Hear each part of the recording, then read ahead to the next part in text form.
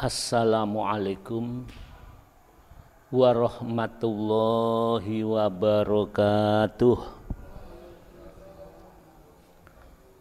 Bismillahirrahmanirrahim. Alhamdulillahilladzi huwal ahad al-wahidus somadu yahdil rasyad alladzi lam yalid wa lam yulad wa lam yakul lahu kufuwan ahad. Ya ayyuhal ghausus salamullah alaika rabbini biiznillah wanzur ilayya sayyidi binadroh musilatil lil hadratil aliyah, amma ba'du. Hadratal mukarramin, para alim, ulama, para kiai asatid yang saya taati dan saya muliakan, kepada ketua anggota Yayasan Al-Ma'ruf yang saya muliakan, juga kepada admin Alam Hikmah yang berjuang yang saya muliakan, hadirin wal hadirat yang hadir secara langsung pada event ini, pengajian rutin setiap malam Jumat yang saya muliakan. Tidak lupa kami menyapa hadirin wal hadirat, pemirsa di rumah masing-masing yang saya muliakan. Pada kesempatan ini uraian tasyakur serta sanjungan sholawat dan salam saya makmum kepada penata acara yang saya taati. Alhamdulillah kita bisa hadir lagi, kita bisa ketemu lagi pada event malam Jumat ini, sehingga alhamdulillah kita bisa melanjutkan pengajian malam Jumat yang lalu. Kemarin diterangkan bahwa hidup ini kita harus punya pembimbing, punya murabbi. Karena walaupun ibadah kita sebanyak bumi dan langit milik kita pribadi, taatnya, hajinya, ibadahnya, sholatnya, sudahlah baik. Ilmunya luar biasa. Tapi kalau tidak memiliki guru yang membimbing hati, jadi orang duwe penuntun jiwa. Guru banyak, tapi guru yang nuntun hati ini tidak punya. Ini dalam kitab Takribul Usul halaman 53, kemarin kan disebut hadirin. Orang itu keluar dari dunia. Kharaja minha. Apa kata beliau? Mutalawisan bil kabair. Jadi mati itu berlumuran dosa-dosa besar. Wa in kana bi ibadatis saqalain. Jadi digambarkan walaupun ibadahnya itu sebanyak bumi dan langit, luar biasa ini. Tapi sepakat ulama-ulama, sepakat dikatakan, orang yang belum menemukan pembimbing rohani, dia keluar dunia dalam keadaan berlumuran dosa besar. Masalahnya begini hadirin. Hidup ini ada dua unsur. Ini permasalahannya di sini. Satu, unsur casing, jasad. Ini casing. Jadi yang al-fakir di sini, panjenengan di sini, ini casing. Hanya jasad, bungkus. Yang kedua, unsur isi, jiwa. Kullu mauludin yuladu alal fitrah. Fitrah, jiwa itu fitrah. Ya. Jadi ditaruh di casing. Ada unsur jasad, ada unsur ruh. Kalau hati ada qalbun latifah, ada qalbun jismani. Nah, unsur jasad ini kalau diperintah oleh Allah ibadah, ya ibadah. Baik. Sholat, jasadnya sholat, menghadap ke kiblat. Ini harus ada guru. Harus tahu syarat rukunnya, wajibnya. Haji, puasa, lah ini. Ini urusan jasad. Kalau guru yang menuntun urusan jasad, syariat, banyak sudah. Di mana-mana banyak. Tapi yang jiwa, padahal roh, jenengan, semua, ini akan pulang. Rohnya yang pulang. Jasad tetap hancur. Tapi rohnya yang kembali kepada Allah. Rohnya ini yang akan dituntut oleh Allah. Ini akan kembali kepada Allah. Ya. Dan ini juga akan dimintai pertanggungan jawab. Berhubungan dengan jasad. Gambarannya begini. Kita ini ada suatu tujuan. Tujuannya kepada Allah. Allah, tujuan kita kembali kepada Allah. Ibarat mobil. Ini ada bodi. Bodinya bagus. Mobilnya mewah. Mereknya luar biasa. Alphard, Lamborghini. Baik, mewah. Itu adalah unsur casing jasad. Tapi apa artinya? Walaupun casingnya itu mereknya Lamborghini, Alphard, tapi mesinnya rusak, tidak ada yang memperbaiki. Semewah-mewah mobil tanpa mesin yang error, tidak akan sampai pada tujuan. Oke, bisa dipahami? Kata Syekh Dawud bin Makhola, baik mujahadah kita, baik sholat kita, baik haji kita, semua mengakui jempol. Tapi kalau dalamnya tidak ada yang nonton guru rohani, kharaja minha mutalawwisan bil kabair. Bahayanya keluar dari dunia mati, dia masih berlumuran dosa. Karena tidak ada guru yang nuntun, madepi hati, wusul kepada Allah. Wusul, madep. Karena tidak ada yang nuntun bila di hati kita ini penyakit yang rusak amal, dia tidak tahu. Karena tidak punya guru. Ibadahnya oke, tapi bangga, rusak 70 tahun. Tanpa guru tidak akan bisa menghilangi rasa bangga. Harus ada yang nuntun. Pamer, tahu pamer? Ditunjukkan, ingin diketahui orang lain. Tanpa guru tidak akan bisa ini. Wajib. Oleh karena itu dikatakan mencari guru ini wajib. Mencari pembimbing itu. Jadi kalau kita gambarkan ibarat kita ini suatu kendaraan, walaupun casingnya bagus, isinya bagus, banyak barang-barang mewah yang ditampung, tapi kalau mesin ini tidak ada tukang servisnya, mesinnya rusak, tidak akan. Itulah hidup. Maka diketahui oleh Syekh bin Dawud bin Makhola itu mengatakan begitu, sepakat para alim ulama.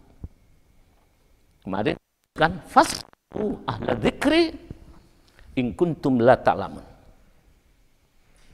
Bertanyalah kepada ulama-ulama yang disebut tadi, murabbi, ahlu dzikir. Jika kita tidak bisa madep nang Allah, cari. Kalau nyembah kiblat semua bisa menghadap ke barat kalau di Indonesia. Tapi nyembah yang menciptakan kiblat, fal ya'budu rabb hadzal bait, maka sembahlah Tuhan Ka'bah itu. Ini yang butuh guru. Maka jangan Ya kita harus mencari, karena hidup ini sekali loh hadir. Terus ditanya, siapa ahlu dzikir ini? Dalam kitab Risalatul Mu'awanah itu diterangkan, kalau kalian menemukan ciri-ciri panjenengan ciri orang itulah yang patut kita jadikan guru rohani. Al-muradu bi ahli dzikri. Jadi yang dimaksud ahli dzikir dalam kitab Risalatul Mu'awanah halaman 13. 1. Al-ulama'u billahi wa bidinihi. Beliau itu ulama yang betul-betul diberi oleh Allah warisan ma'rifatullah, hakikatnya. Jadi ulama yang ahli hakikat, ahli rohani, bahkan ahli ma'rifat, wabidinihi, dan ulama itu juga alim di bidang syariatnya. Alim di bidang hukum-hukum. Tidak bodoh, alim. Terus gimana? Wal amiluna bi'ulumihim. Tanda-tandanya, orang itu tidak hanya pinter. Kalau kita kan pinter aja. Pinter ngomong lila-bila, tapi tidak santun. Terutama saya. Ngomong tauhid, tapi masih syirik. Masih ngandelno amal. Ngomong cinta pada Allah, tapi dunia di dada ini. Hidup dengan subur, serakah di dalam hati. Ngomong lemah lembut, tapi pembenci kepada orang lain. Ini kan saya. Ulama ahli dzikir tidak seperti itu. Lemah lembut. Kalau dia mengatakan lillah-billah, dia memang merasakan, bukan pinter toh. Akhlaknya mencerminkan keikhlasan. Bukan hanya ngomong toh. Akhlaknya itu tercermin ilmunya, karena ulama ahli dzikir itu mengamalkan semua amal sesuai dengan ilmu-ilmu yang ia pelajari. Kalau ilmu syariat, syarat hukumnya benar. Kalau ilmu hakikat, betul-betul ikhlas lillah-billah, tidak tercermin keserakahan. Kalau kita kan tidak. Maka sulit mencari ulama ahli zikir itu. Selain ulama itu beramal sesuai dengan ilmu-ilmu yang ia lakukan, dalam beramal ibtigha wajhillah, tidak ada unsur untuk, tidak ada, hanya mencari ridhonya Allah. Tidak serakah seperti kami, tidak punya kepentingan sehingga kami menyinggung orang lain, karena kepentingannya hanya satu, ibadah kepada Allah. Satu, ulama itu alim hakikat, alim ma'rifat, alim rohani, bukan hanya ilmunya, tapi betul hakul yakin, sehingga tercermin dari akhlaknya, tercermin dari perbuatannya. Selain itu, ketika dia mengamalkan ilmu-ilmunya, sesuai, amalan itu sesuai dengan ilmu-ilmu yang ia pelajari, yang beliau miliki, baik syariatnya maupun hakikatnya, tawaduknya. Nampak sekali pancaran batin bila orang itu seorang ahli dzikir. Yang ketiga, tidak ada kepentingan. Kepentingannya hanya satu, ridhonya Allah Subhanahu wa Ta'ala. Kami berpikir ini susah, kadang-kadang mikir ini. Ya Allah, kalau saya hanya pandai bicara, panjenengan hanya pandai pidato, hanya pandai menyampaikan. Kabura maqtan 'indallahi an taqulu ma la taf'alun. Astagfirullahaladzim. Bendunya Allah. Apa bendunya? Laknatnya Allah terbesar di orang yang pandai bicara. Masya Allah. Ini bagi orang-orang ahli pidato, terutama al-fakir sendiri, panjenengan. Hati-hati, koreksi. Kami tidak menyinggung orang lain. Mengoreksi pribadi. Hanya pandai menyampaikan, tapi cerminan akhlak dari ilmu yang ia sampaikan tidak ada. Suka ngerasa ilmunya tidak manfaat, walaupun kami ahli atau bisa bicara. Maka tolong ya saudaraku, kalau ketemu Al-Fatihah ngerasani orang, tolong langsung kalau panjang sayang kepada saya, ingatkan. Tanda kalau orang itu bohong dalam ilmu, dia berani ngungkit atau menghujat orang lain.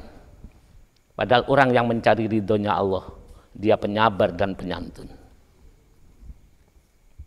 Itu ahli zikir yang dalam surat An-Nahl kemarin itu ya, itu disebutkan fas'alu ahla dzikri in kuntum la ta'lamun.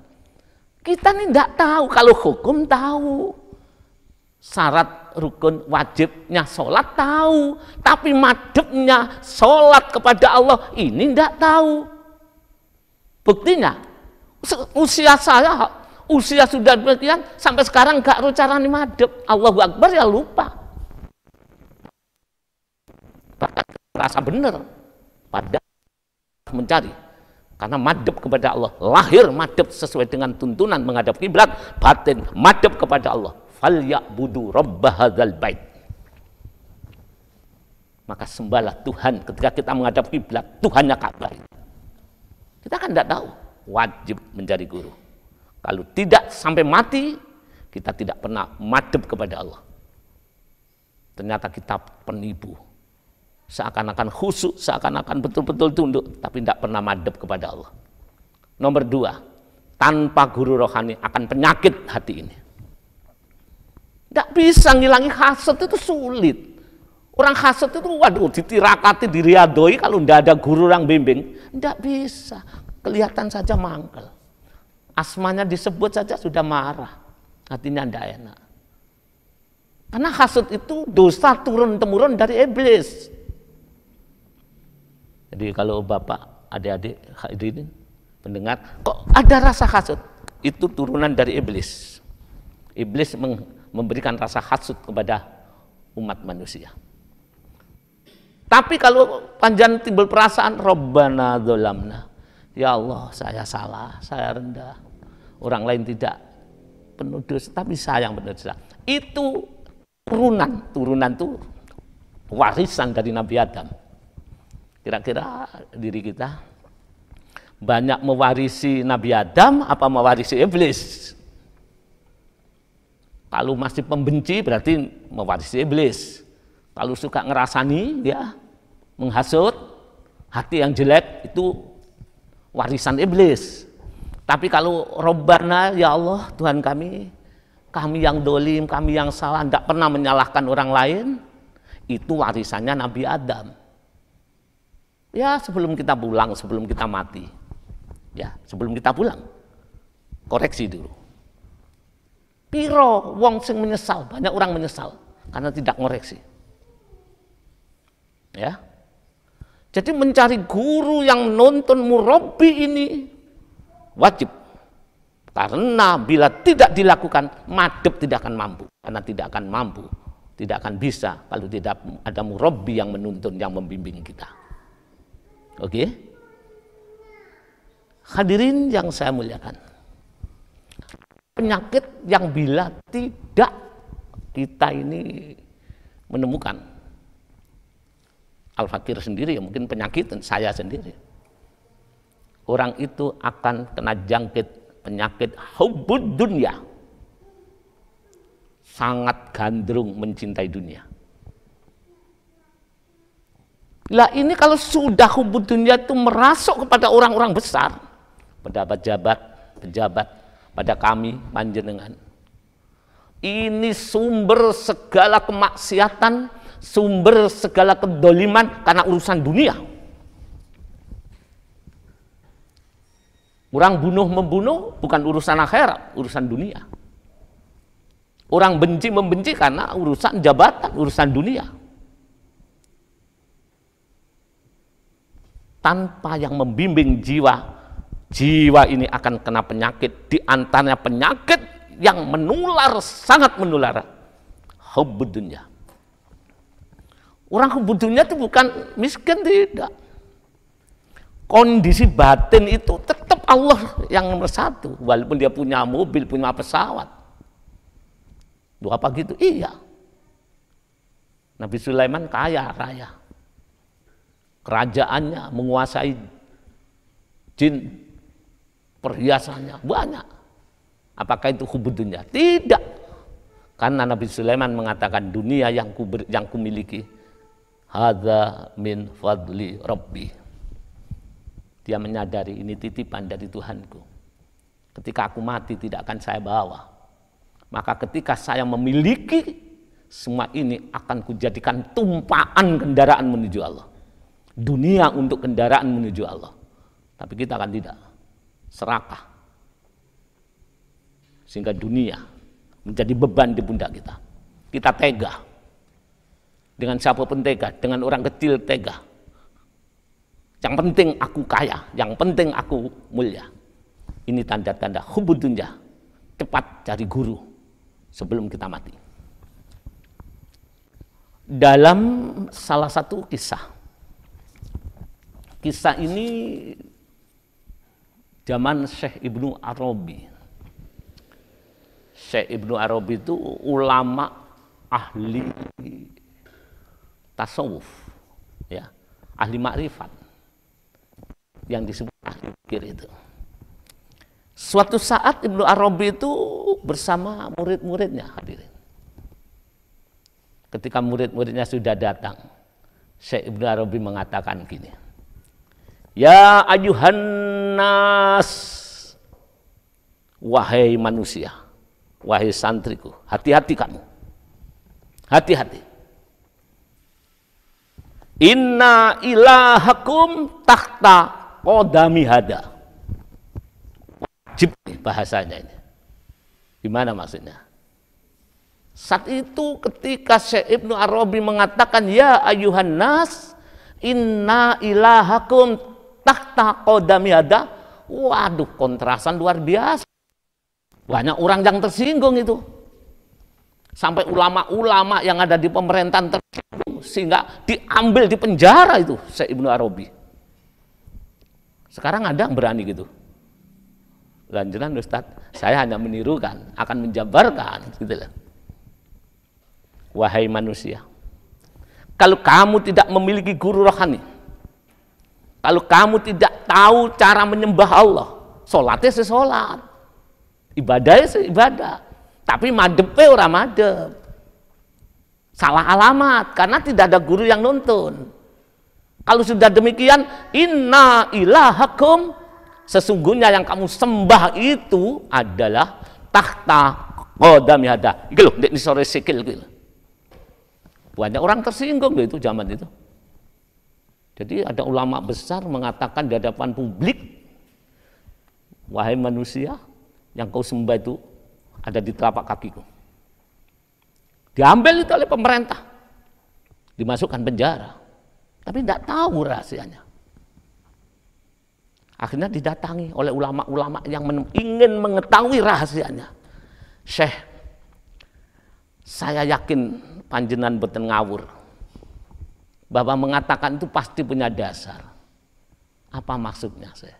Ya, banyak orang tidak paham dengan yang kumaksud. Selagi orang itu tidak menemukan guru untuk menghadap kepada Allah, madhep ati marang Allah, maka yang disembah itu ada di telapak kakiku. Apa yang ada di telapak kaki panjenengan itu? Panjenengan kan menginjak bumi. Ketika berdiri di telapak kaki jenengan kan bumi. Artinya orang-orang menyembah itu salah alamat. Yang dicari adalah dunia. Walaupun ibadah tapi pandangannya rezeki. Walaupun ibadah pandangannya selain Allah, yang dicari adalah urusan dunia.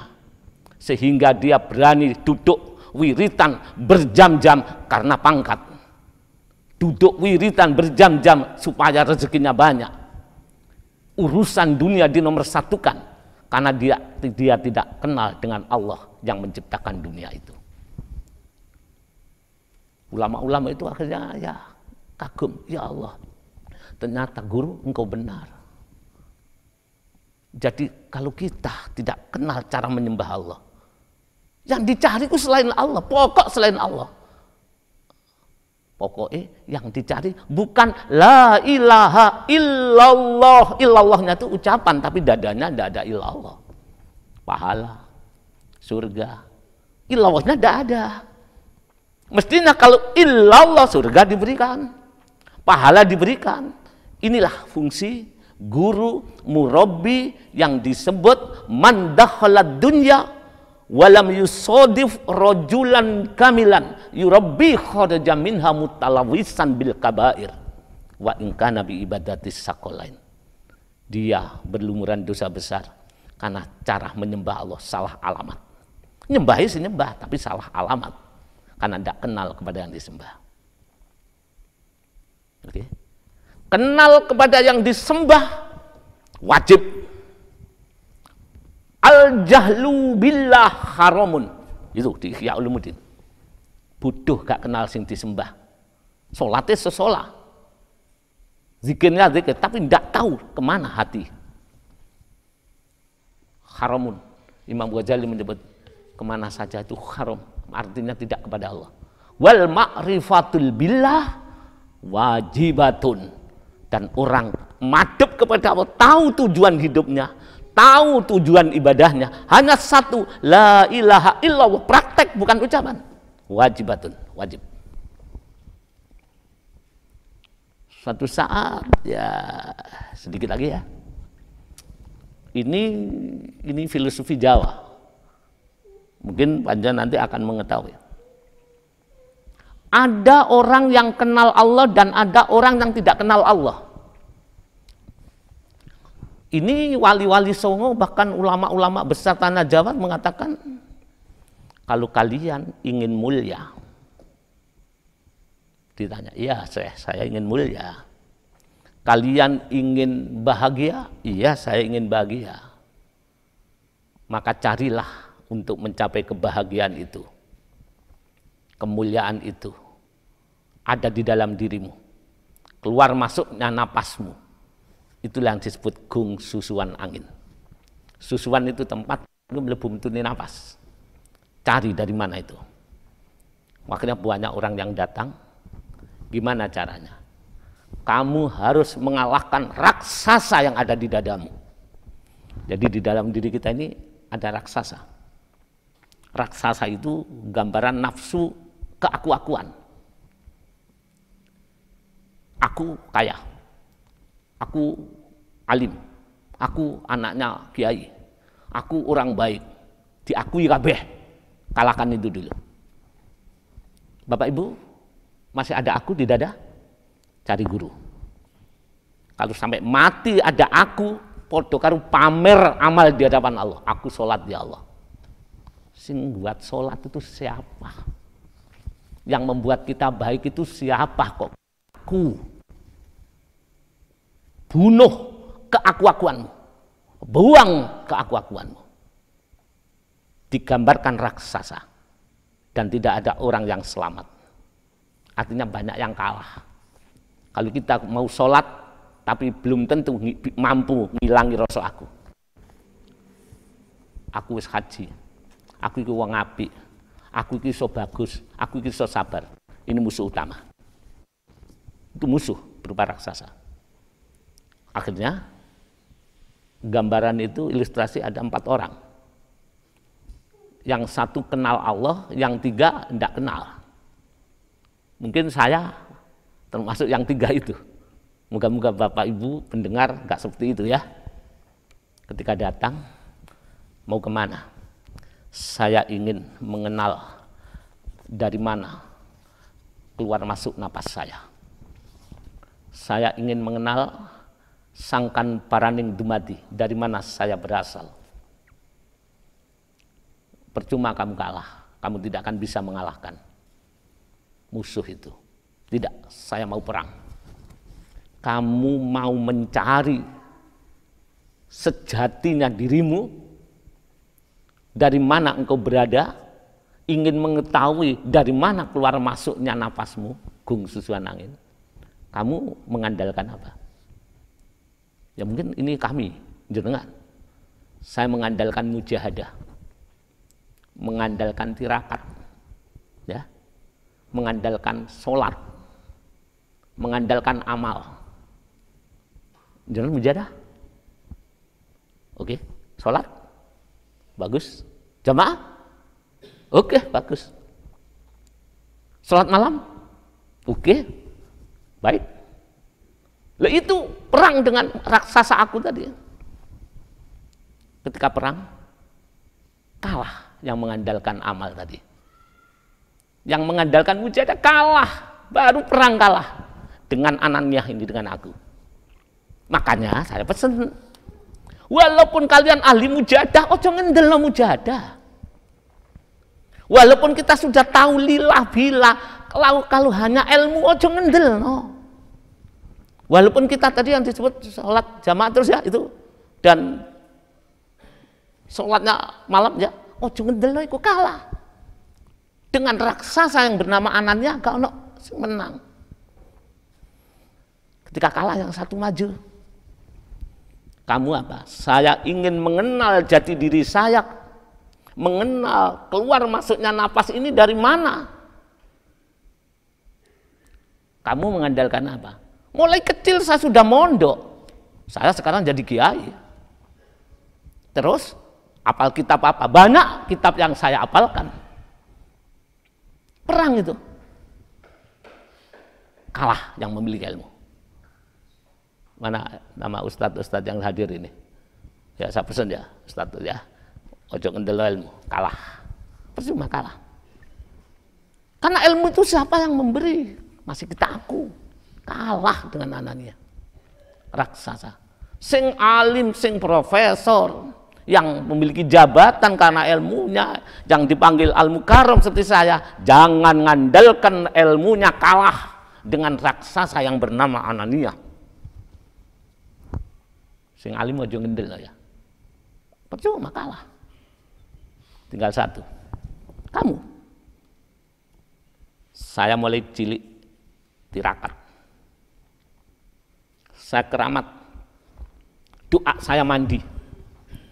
Saya kalau berdoa sakolo dijabahi. Saat itu langsung diterima. Saya memiliki kekebalan tubuh. Saya memiliki karomah. Ajib ya orang sakti ini. Loh, dalam filosofi Jawa itu diterangkan perang itu, hadirin. Ketika perang kalah. Hati-hati yang tirakat-tirakat sing poso-poso ke tenaga dalam yang karomah-karomah, memiliki kemampuan bisa melihat jauh, memiliki kemampuan doanya diijabahi, ojo ngendelno iku. Tetap kalah dengan raksasa Ananiah. Rasanya kita ada di situ ya, terutama saya sendiri kalah terus, karena kalah. Akhirnya yang keempat itu tadi datang. Ketika datang dia ditanya, kamu mencari apa? Saya ingin mencari sangkan paraning dumadi, ingin tahu keluar masuk napas itu dari mana. Ulang kamu mengandalkan apa? Akhirnya dia mengatakan, saya tidak punya apa-apa. La haula, saya tidak punya kemampuan dan tidak akan mengandalkan kemampuanku. Wala quwata, saya tidak akan mengandalkan kekuatanku karena kekuatan bukan milikku. Itu titipan miliknya Allah. Lillah billah. La haula wala quwata illa billah. Aku datang ke sini mengandalkan yang menciptakan diriku dan mengandalkan yang menciptakan engkau. Praktek dalam jiwa, bukan akal. Lillah billah, di dalam hati hanya Allah, karena semuanya di genggaman Allah. Kalah menang mulia tidak di tangan sang pencipta. Perang ini, ketika perang satu hanya ikhlas. Yo orang ngendelno ilmune, yo gak rumangsa duwe ilmu, yo orang mengandalkan ibadahnya, yo tidak pernah merasa ibadah karena ditolong oleh Allah. Ya tidak mengandalkan keramatnya. Toh dia tidak pernah merasa keramat. Kalau ada keramat itu titipan Allah dan akan diminta pertanggungjawab. Dia hanya mengandalkan bahasa tauhid, la ilaha illallah, praktek bukan bacaan. Muhammadur Rasulullah, praktek bukan hanya bacaan. Tapi la ilaha illallah, praktek lillah billah, bukan pinter menyampaikan tapi betul-betul dirasakan. Mencerminkan aura keikhlasan, kelembutan, kelunaan. Siapa tidak pernah orang tersakiti oleh orang itu karena betul-betul terjiwai, maka menanglah orang itu. Loh, ini dalam filosofi Jawa itu sudah diterangkan, bahkan Sunan Bonang menyampaikan. Maka aneh kalau kita ini hidup di dunia usia sudah demikian, ya maaf belum ketemu pembimbing rohani ini. Coba kemarin kan diterangkan sumber kita ini dicintai Allah, kemarin ya kita ulang, An-Nisa 64. Ya berapa ya kemarin ya, lupa saya. An-Nisa itu surat An-Nisa. Di situ diterangkan. Ini kita ulang. Walau annahum idzalamu anfusahum. Satu, orang itu harus mengenal dirinya. Ternyata saya orang dolim. Dan ini hidup dalam hati. Kumpul dengan siapapun nampak dirinya itu tercermin kedoliman, tercermin dirinya rendah, tercermin dirinya bodoh. Sehingga nampak ketawaduannya itu tidak dibuat-buat.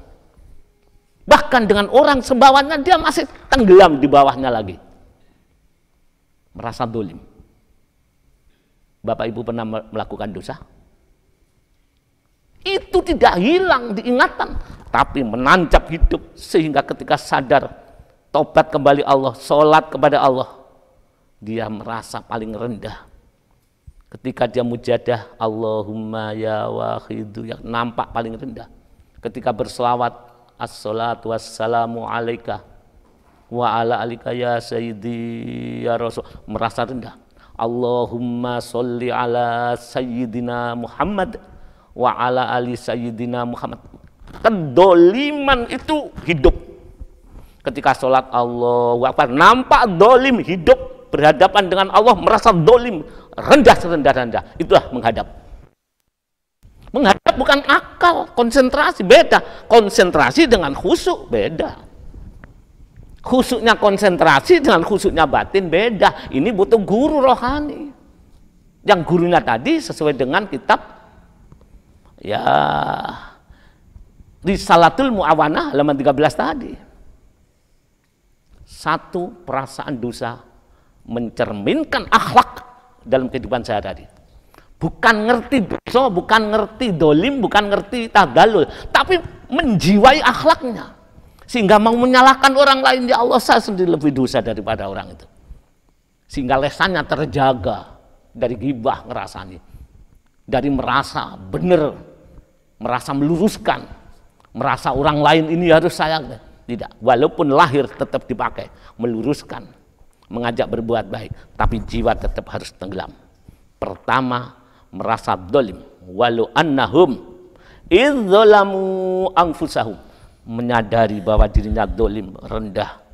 Ja'ukah, berselawat kepada Rasul, datang kepada Rasul. Jadi tetap kuncinya selawat. Kalau tidak ada guru, fas'alu ahla dzikri in kuntum la ta'lamun, tetap kuncinya guru. Ja'ukah, kalau tidak bisa selawat. Nah, selawat yang istidor itu kalau ndak ada gurunya ya ora iso. Lek maca selawate puluhan ewu saged. Tapi ketika maca selawat hatinya tenggelam istidor merasa di hadapan Rasul, kalau tidak ada nadroh dari guru rohani ndak bisa. Makanya walaupun walim alamah wajib menjadi guru itu. Kalau tidak pasti kena penyakit hati. Bangga, merasa mulia. Walaupun lesannya merasa rendah tapi batin tidak bisa dibohongi. Oke? Jauhkah datang pada Rasul, berselawat dengan Allah, merasa rendah, murni, bukan hanya merasa rendah di hadapan Allah, bukan hanya menangis tapi nangis-nangisan, tapi menangis sungguh-sungguh jiwanya, tercermin dari akhlaknya.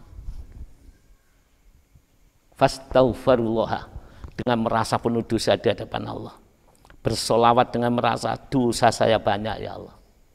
Ketika merasa dosa tidak pantas, itu menjadi komitmen dalam hati. Andaikan orang lain masuk surga, saya tidak pantas masuk surga. Semakin rendah hatinya. Wastaghfara lahumur rasulu. Rasul angkat tangan, ini umatku ya Allah. Dia datang dengan berdebe-debe, dengan toto kromo adab kesopanan. Dia datang menangisi dosanya ya Allah. Ini umatku ya Allah. lawajadullaha tawwabar rahimah. Bahagia orang itu. Orang itu dipilih oleh Allah, ditakdirkan jadi kekasih Allah. Allah sendiri mengatakan, niscaya besok ketemu aku, ketemu di hari pengadilan, ku hapus semua dosanya. Walaupun sebanyak bumi dan langit, aku berhak mengampuni.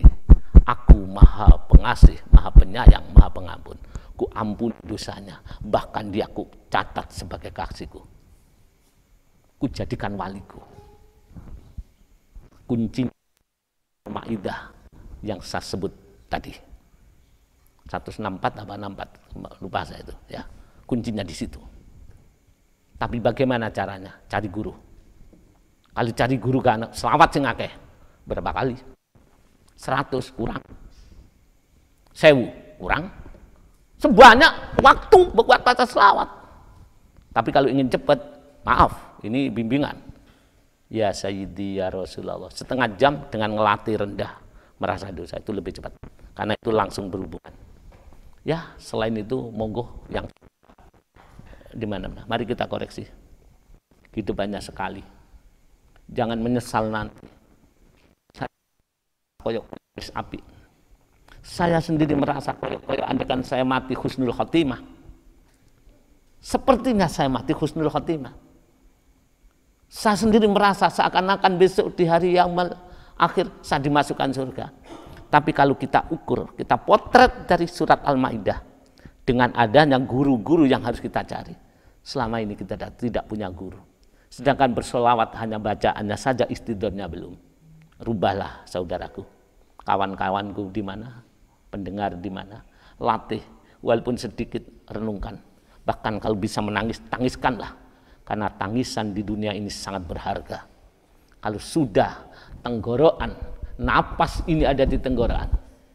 Walaula balaghatil khulqum wa antum khina idzin tanduru. Kalau sudah di sini baru kita tahu. Ternyata tidak ada artinya.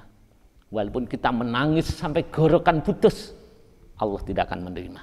Karena tobat sudah tertutup ada di tenggorokan.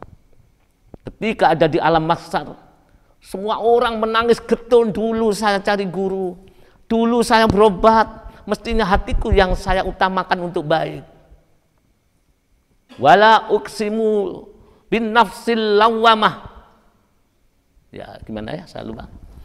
Aku berjanji dengan nafsu yang menyesali diri. Besok kita mungkin menangis. Menangis di hadapan Allah. Menyesal, dulu saya kurang sungguh-sungguh mujadahnya. Dulu saya hanya mujadah bungkus itu, ternyata batin saya belum sungguh-sungguh. Ini akan terjadi. Menangis air mata sampai copot, tapi ditutup tobat. Terserah. Yang penting, mari kita latih. Semoga pada kesempatan ini diridhoi oleh Allah Subhanahu wa taala. Mari kita ikuti bareng-bareng. Al-Fatihah.